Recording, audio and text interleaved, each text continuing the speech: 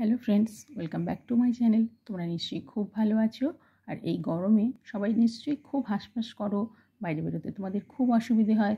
সেই জন্য হাতে মোবাইল ফোনটা থাকলে টাইম পাস হয়, বাড়িতে বসে লেখাপড়াও করা যায় আর এন্টারটেনমেন্টও হয়।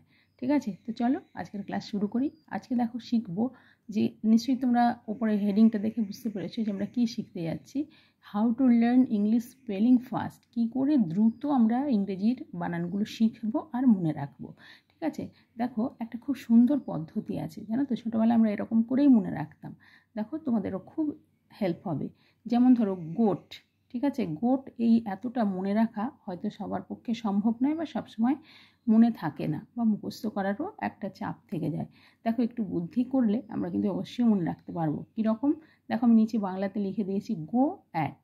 ঠিক আছে, গো কথাটা সবারই মনে থাকে, কম বেশি আমরা সবাই জানি। গো মানে যাওয়া, আর অ্যাট মানে হোম, এই অ্যাট মানে তে।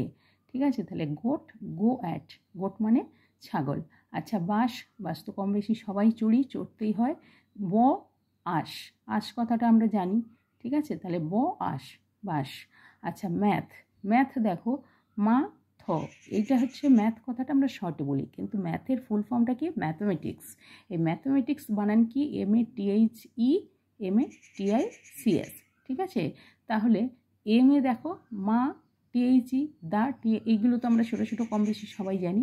ঠিক আছে, মা দা মা টেক্স।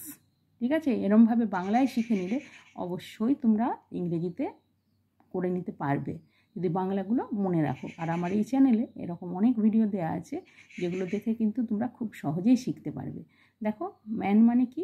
মানুষ, মো অ্যান। ঠিক আছে, ইয়ার, ইয়ার মানে কি? YEAR, ইয়ার স্পেলিং। ঠিক আছে, কীভাবে মনে রাখবো? ওয়াই প্লাস কান, ইয়ার, ইয়ার, ইয়ার মানে কান, আমরা সবাই জানি।